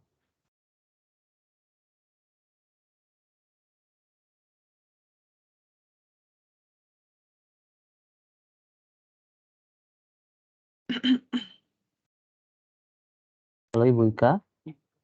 Ya, baik. Oke. Izin, bagaimana ya untuk penyajian data seperti kelayakan hunian yang memang perlu foto atau gambar-gambar, atau kalau pas kita lagi mau terus butuh nilai-nilai nih, ada dari tahun ke tahun, ataupun kelayakan hunian yang memang butuh waktu. Nah, itu gimana ya penyajian data-datanya? Terima kasih, mohon arahannya. Oke, terima kasih Bu Ika. Nah, tadi dijelasin sedikit juga ya, kelayakan huni itu biasanya kayak kita butuh menampilkan foto nih gitu kan, supaya nanti lebih, apa namanya, lebih tahu juga nih, kira-kira, kota-kota mana yang layak huni dan, misalnya ada foto-fotonya gitu. Nah, mungkin di luar daripada data visualisasi itu kalau misalnya, teman-teman pernah dengar, itu ada yang namanya infografis ya gitu. Nah, infografis ini biasanya dia lebih general dan dia bisa lebih kita kasihin, apa ya, additional informations gitu ya, kayak tambahan-tambahan. Misalnya tadi kalau kita mau melihat, kelayakan huni gitu ya, let's say misalnya kita buat dalam bentuk map gitu kan, dalam bentuk map, terus nanti, rasio layak huninya gitu kan berdasarkan, nilai tertentu misalnya, dari hijau misalnya sampai putih, semakin hijau semakin layak gitu. Terus misalnya kalau kita mau ambil top 3 gitu, itu kan kita bisa kasih bola-bola gitu ya untuk kota-kota yang mana layak huni. Tapi kalau berhubungan dengan reportnya, nah ini nggak apa-apa juga kalau kita nggak bentuk itu dalam visualisasi gitu ya teman-teman. Tadi disampaikan juga kita masih punya tabular data. Nah ini mungkin sama ya dengan Monef gitu kan, data-data Monef gitu. Karena biasanya itu dari segi konten harus banyak banget kolomnya misalnya gitu kan, dan detailnya gitu. Dan itu nggak apa-apa banget kalau misalnya kita taruhnya di dalam tabular gitu. Kalau misalnya kita mau nanti meng-highlight beberapa kolom gitu ya yang kita rasa oh ini ada hubungannya nih, oh ini mau bisa kita compare, itu nggak apa-apa kita munculin juga, tapi di visualisasi yang terpisah gitu. Jadi sebetulnya informasi baik itu untuk kelayakan huni ataupun Monef atau data yang lebih detail itu kita masih tetap ada gitu ya. Nah, cuman ada additionalnya nih gitu. Kalau misalnya kayak kita mau coba bandingin kelayakan huni gitu ya tadi, kita coba semuanya itu visualisasi itu pakai map chat misalnya gitu. Atau misalnya kalau misalnya Monef ada beberapa matrix-matrix nih yang mau kita highlight gitu ya. Ada yang naik atau turun gitu ya. Itu bisa pakai chart atau by chart gitu. Atau tadi mungkin ada Pareto. Jadi itu yang pertama tidak perlu semuanya jadi bentuknya visual gitu kan.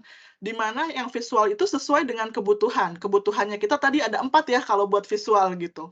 Selama itu masih masuk ke dalam sini dan enggak over gitu ya, nggak over, itu masih bisa gitu. Karena visualisasi itu untuk memperindah gitu kan. Kalau misalnya nanti tabular Monef yang banyak itu misalnya dimasukkan dan jadinya tidak indah gitu kan, itu lebih baik kita gunakan tabular biasa aja gitu dibandingkan maksudnya kita memaksakan untuk bisa bikin visualisasi. Mungkin itu saran dari saya ya, Mbak Ika. Oke, Bu Ika ada feedback atau sudah cukup puas atau puas? Oke, thank you. Kalau Baik, terima kasih Bu. Oke. Ada Ini ada istirahat. Oke. Semoga bermanfaat, Bu Ika. Ini ada dari Mbak Rizky Aulia Hakim, sorry Mbak atau Mas. Mas, Mohon, oke Mas, sorry. Ya, Monggo Mas. Ya. ya, terima kasih Mas Nova atas sudah diizinkan. Assalamualaikum, Bu Dwi. Terima kasih sudah dikasih kesempatan untuk bertanya. Perkenalkan, nama saya Rizky Aulia Hakim dari BPPJN DKI Jakarta Jawa Barat. Izin bertanya, sebenarnya materinya cukup menarik ya dari yang tadi disampaikan Bu Dwi gitu tentang data gitu. Masalahnya saya itu nol pengalaman sama nol ilmu lah tentang pengolahan data gitu. Jadi masih apa ya, beginner lah gitu. Nah, mau nanya, kalau misalnya saya jadi tertarik untuk belajar tentang pengolahan data ini, kira-kira ada website khusus untuk belajar untuk pemula seperti saya nggak? Atau misalnya ada buku-buku atau apa gitu yang jadi basic banget gitu untuk memulai pengolahan data itu sendiri. Terima kasih. Terima kasih Mas Rizky. Ini boleh aku langsung jawab Mas Noval? Boleh. Mantap, oke. Terima kasih Mas Rizky. Oke, mungkin aku coba jawab. Iya, untuk teman-teman yang masih belum ada pengalaman gitu ya, mungkin tadi ada beberapa istilah yang belum paham juga gitu kan, mohon maaf gitu. Nanti mungkin kalau misalnya mau tanya lebih lanjut juga boleh. Nah, sebetulnya sekarang tuh sudah banyak banget gitu ya Mas ya, website-website yang memang dia ngasih data literasi gitu ya. Ini mungkin tadi contohnya gitu ya, saya sempat share juga di PPT saya, itu ada DataCamp gitu ya. Nah itu ada website memang untuk belajar tuh data gitu. Mulai dari yang sederhana gitu kan ya, ibaratnya sampai yang advance gitu. Itu bisa dari sana. Terus kalau misalnya spesifik untuk belajar, tapi memang mungkin literaturnya tuh belum banyak yang Indo gitu kali ya, maksudnya orang Indonesia gitu yang buat gitu. Tapi udah banyak juga sih gitu, kayak misalnya konsultan-konsultan yang buat ya kayak Algoritma atau Revoyu atau DQ Lab gitu kan. Nah itu udah mereka ngeluarin juga sih beberapa apa namanya, materi-materi gitu ya, relate dengan yang basic-basic gitu. Terus kalau buku spesifik, kebetulan saya juga ngambil materi ini gitu kan, itu ada namanya data storytelling gitu, sama itu juga dari apa namanya, orang luar juga gitu kan. Nah itu, tapi memang isinya bagus banget gitu, dan mungkin sebenarnya aplikasi yang mereka gunakan untuk data storytelling itu bukan Excel, tapi menurut saya maksudnya dengan view yang berbeda itu bisa kita gunakan juga ya. Maksudnya inti-inti sarinya gitu ya Mas ya, itu untuk data storytelling. Kalau untuk yang dasar-dasar itu sudah banyak sih sebetulnya ya. Kalau misalnya Mas mau coba belajar, itu banyak juga dasar-dasar statistik. Misalnya nanti cari saja statistik deskriptif, itu untuk bagian beginner gitu ya. Nah, itu boleh banget coba dibaca di sana supaya lebih tahu dulu nih sebetulnya data itu ada apa gitu. Itu mungkin ya Mas Rizky, semoga membantu. Baik, terima kasih Bu. Oke, makasih Mbak Fani. Sebenarnya kita juga banyak banget yang mengandalkan YouTube ya Mbak. Nah, betul, YouTube juga bisa. Tutorial di YouTube itu kan sangat membantu. Bener. Di YouTube juga lebih enak ngikutinnya juga ya Mas ya, ada step-stepnya, Iya. boleh, benar-benar. Iya. Bisa juga Dan tuh Mas Rizky. Dan gratis. Dan gratis, iya benar. Bisa, Oke. di Google, di YouTube udah oke sih pokoknya, tinggal keywordnya aja dicari. Betul. Ada question lagi, Bapak Ibu, rekan-rekan? Oke, ada Mbak Gina. Mbak Gina, monggo Mbak.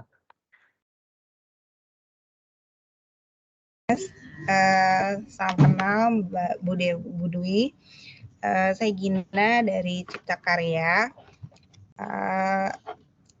Jadi kadang-kadang tuh dengan tadi melihat alurnya ya Bu ya, dari problem dulu kita kenali, kemudian tadi data collection, kemudian data analitik, terus apalagi tadi insight, lalu kemudian baru kita visualisasi gitu ya. Nah, bisa nggak sih kita membalik Bu, bagaimana teknik? Kadang-kadang karena saking banyaknya problem gitu ya, kita nggak tahu mau di-solve yang mana dulu sih, dan si data ini bisa membantu yang mana gitu sebenarnya gitu. Karena kalau di permukiman banyak sekali datanya gitu ya, karena banyak stakeholder-nya, kemudian banyak datanya. Nah, kadang-kadang kita nggak tahu nih yang mau yang mana dulu ya, yang mau di-solve, dan sebenarnya data ini berbicara yang mana dulu nih yang bisa kita solve dulu, misalnya mau kita ambil insight apa dulu gitu. Bisa nggak kita melihat data dulu untuk memberikan kita inspirasi sebenarnya yang mana sih permasalahan yang bisa di-solve sama data itu sendiri, atau gimana Mbak? Oke, terima kasih Mbak Gina pertanyaannya. Ini kalau misalnya dalam prakteknya gitu kan, itu kan tadi stepnya memang cukup panjang ya. Dari kadang-kadang kalau misalnya kita pun mendapati datanya kadang-kadang di lapangan, terus kita pengen langsung comot gitu ya ibaratnya. Nah, itu sebetulnya kalau kita belum punya problem atau belum punya tujuan, itu langsung ke bagian data eksplorasi itu tidak masalah ya Bu Gina. Jadi kayak memang terkadang ada beberapa tim member saya gitu ya, untuk specifically mereka yang research itu mereka memang kadang-kadang nggak punya problem, mereka yang buat problem sendiri justru gitu dengan ngelihat data kita gitu. Jadi mereka langsung ke step yang data eksplorasi gitu. Jadi di sana kita lihat datanya seperti apa gitu kan, terus kita coba sebar gitu ya semua kemungkinan yang ada gitu. Itu sebetulnya tidak masalah gitu kan. Tapi yang perlu diperhatikan adalah ketika kita nanti mau membuat visualisasi, itu tetap harus sesuai dengan apa tujuan kita melakukan visualisasi itu gitu. Karena kalau misalnya visualisasinya tidak ada ibaratnya tujuan gitu kan ya, itu akan susah gitu. Tadi karena prosesnya adalah ketika kita udah visualisasi, kita harus menceritakan gitu. Kalau misalnya kita nggak punya tujuan dari visualisasinya, otomatis kita bingung ya mau ceritanya gimana gitu. Kayak kita mau pergi ke Bandung, kita mau naik travel, tapi kita nggak tahu mau kemana misalnya gitu. Mau ke Bandung, apa ke Surabaya, apa ke Semarang gitu. Nah, itu kan hal yang agak susah ya gitu. Tapi kalau untuk kita mengeksplorasi datanya itu boleh banget gitu. Ketika eksplorasi tadi kan kita bisa coba visualisasiin misalnya, atau misalnya kita tadi pakai data deskriptif gitu. Itu boleh banget gitu ya, Bu Gina gitu. Tapi at the end kalau misalnya nanti kita mau bawa ini misalnya ke apa namanya manajer atau misalnya apa namanya leadernya gitu kan, tetap kita harus kasih konteks ya kan, konteks dari pada visualisasi atau data-data tadi yang udah kita keluarkan. Itu berarti bisa mundur ya, kita nggak come up with problem, tapi kita udah mau explore nih apa aja nih. Namun biasanya proses ini terjadinya lebih lama lagi gitu. Kenapa? Karena kita tidak tahu apa yang harus kita lihat gitu ya ibaratnya gitu. Dan makanya untuk bagian ini biasanya kalau di tim saya memang orang-orang yang dia udah cukup senior gitu ya, dan dia memang somehow sudah tahu gitu bagaimana bisnis atau produk itu berjalan gitu. Jadi mereka tidak perlu tahu problemnya, tapi mereka tahu tujuannya mau apa gitu. Kita mau dapat revenue sebesar-besarnya gitu kan. Ya udah mereka explore, bikin model, bikin apa gitu kan dari data yang ada gitu hingga menghasilkan rekomendasi-rekomendasi. Itu nggak apa-apa juga gitu. Tapi pada akhirnya kalau kita mau bawa ini gitu ya untuk di showcase, kita harus bisa ngasih tahu ini nanti artinya apa gitu. Gitu mungkin semoga menjawab ya Bu Gina. Jadi nggak apa-apa gitu, nggak ada problem, tapi harus waspada juga karena biasanya kalau mulai dari eksplorasi itu waktu yang dibutuhkan lebih lama gitu ya. Gitu. Apakah menjawab Bu Gina? Atau ada Iya, terima feedback? kasih Mas. Oke. Ada pertanyaan lagi ini, mungkin 2 terakhir dari oke. Karena tidak bisa on mic, jadi Pak Fahmi Yulizar. Untuk data dengan variabel yang lebih dari 10, bagaimana dengan pemilihan chart yang cocok dalam penyajian datanya? Jadi kalau variabelnya ada lebih dari 10 itu bagaimana ya Mbak? Monggo Mbak Fani. Oke, tergantung nih variabel 10-nya mau kita tabrakin semua apa gimana nih Mas? Misalnya variabelnya kayak gini. Kalau saya lihat tuh di PUPR juga ada ya gitu kayak kondisi tanah gitu. Terus kemarin saya coba masukkan lagi dengan kondisi permukaan jalan gitu kan. Itu kalau misalnya kita lihat itu ada yang nominal, ada yang percentage, nominal, percentage gitu kan. Itu aja udah 6 gitu kan ditambah yang data permukaan itu kurang lebih ada kemarin saya cek 10 apa 11 gitu ya. Nah, kalau misalnya kita mau cuman kayak control all, insert grafik itu nggak bisa jadi apa-apa juga sih gitu ya, Mas Fahmi gitu kan. Menurut saya tetap misalnya dari 10 variabel, semuanya misalnya kita mau coba visualisasi gitu ya. Oke, tapi konteksnya harus benar. Let's say misalnya kita mau coba visualisasi itu adalah misalnya data tren, misalnya tren dari kategori-kategori tertentu. Kategori di e-commerce itu lebih dari 10 gitu kan, dan itu nggak masalah gitu, karena kita mau buat itu untuk comparison gitu kan. Tadi ya, kuncinya tujuannya, kita mau comparison misalnya. Terus kalau misalnya kita mau cari hubungan dari 10 variabel, itu secara literatur juga belum ada gitu, bagaimana cara kita menghubungkan lebih dari 10 variabel. Jadi memang tidak sesuai kalau misalnya kita mau coba pakai relationship gitu ya tadi. Terus ada dekomposisi nih gitu kan. Dekomposisi dari 10 variabel itu possible aja misalnya pakai tree map gitu kan ya. Tapi nanti kita melihatnya kayak apa nih yang mau kita show gitu. Nah, jadi menurut saya untuk yang 10 variabel ini kita harus cek dulu gitu ya, apakah ini perlu semuanya kita show dan apa yang mau kita show gitu. Kalau misalnya tidak perlu semua, kayak saya kemarin saya coba slice and dice gitu. Jadi pada akhirnya misalnya saya cuma pakai yang dia persen aja gitu. Jadi kita bisa pakai stack bar gitu kan ya Mas. Atau misalnya kita cuma mau pakai yang amount-nya aja gitu kan. Dan itu misalnya kita bisa pakai trend. Jadi kita tahu tiap tahun misalnya di provinsi tertentu itu bagaimana kondisi jalan dan misalnya apa namanya permukaan jalannya gitu misalnya. Nah, jadi kembali lagi dari 10 variabel itu bagaimana cara kita mau melihatnya. Jadi balik lagi tadi apakah tujuannya gitu kan? Kita mau lihat, kita mau compare gitu. Kalau misalnya masih possible di compare, let's do that gitu kan. Kita bisa compare kok 10 gitu kan. Tapi kalau misalnya kita mau coba ngebandingin misalnya menghubungkan antara 10 variabel itu agak tidak mungkin gitu kan ya gitu. Jadi balik lagi disesuaikan dan kita mungkin bisa coba slice aja gitu, nggak perlu semua variabel 10-nya gitu kan kita tampilin dalam chat. Misalnya ternyata 2 di antaranya ini ternyata kita bisa masukin pakai yang relationship misalnya gitu ya Mas. Ya udah kita coba masukin dulu yang 2.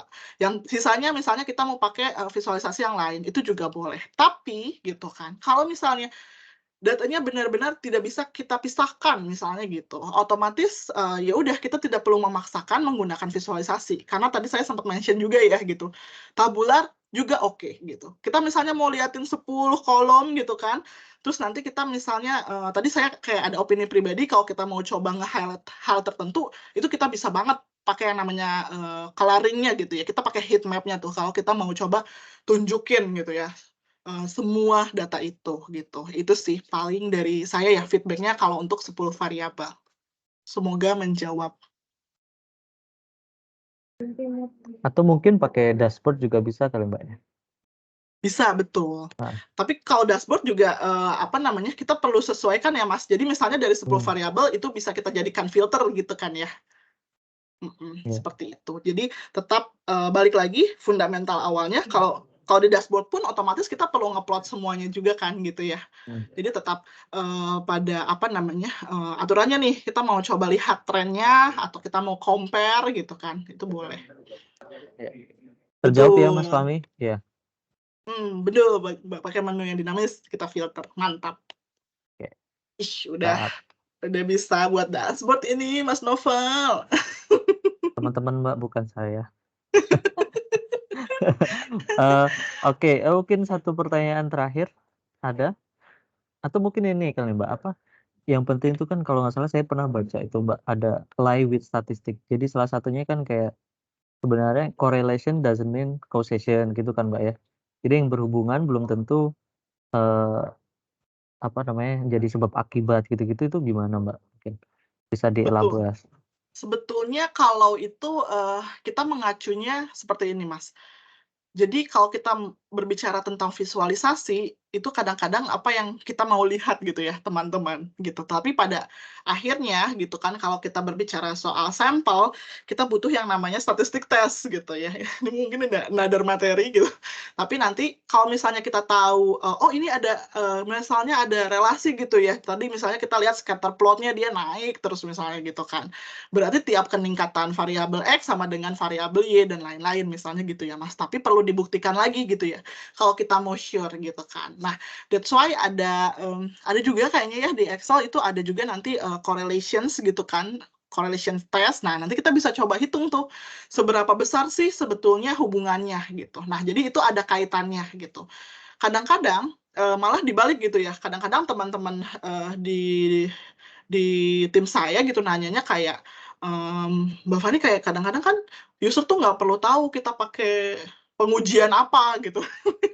Ya memang nggak perlu tahu, tapi kayak kita perlu make sure itu untuk kita sendiri. Jadi ketika kita misalnya mau berbicara, oh iya ada hubungan nih antara pendapatan dan juga workload misalnya gitu ya, jumlah pekerjaan loh. Nah jadi kayak berkesinambungan gitu. Tapi kita udah coba tes itu dan kita makin yakin ketika kita ngomong gitu. Kalau di beberapa programming language gitu ya, itu biasanya kok visualisasi untuk melihat korelasi itu udah ada yang namanya correlations value gitu ya Mas ya. Jadi kita bisa langsung dapat tuh, oh ini beneran ada korelasinya apa enggak gitu. Nah terus untuk korelasi sendiri ini sebetulnya banyak juga ya. Kita ada yang namanya causality analysis gitu kan, ada korelasi analisis gitu dan ini harus disesuaikan balik lagi tadi tergantung problem dan juga tujuannya gitu ya Mas. Jadi apapun tools-nya gitu ya, itu sudah tersedia, tinggal nanti kita kayak coba mix and match lah ya ibaratnya gitu kan. Tapi again, harus tahu dulu tujuannya. Misalnya tadi kita nggak punya tujuan, nggak apa-apa, kita masuk ke dalam eksplorasi datanya. Cuma memang itu tahap yang namanya research ya, nggak mungkin dalam waktu cepat gitu. Jadi biasanya akan lebih lama dibandingkan kalau kita udah punya perumusan masalah atau hipotesis-hipotesis yang mau kita coba cek gitu. Mungkin itu kali ya Mas Noval, semoga menjawab.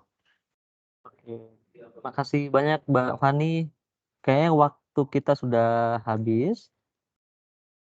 Tapi mungkin sebelumnya saya mau liatin hasil polls-nya ya. Perlu banget. Ya, mana sih? Terlihat ya? Atau ya?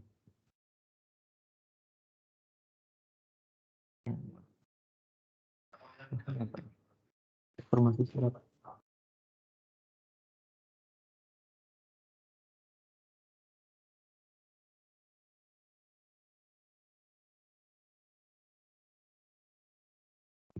Oke, hasilnya 4,8. Lumayan, Mbak ya. Bagus. Sama coba yang ini. Keren, insightful, gokil.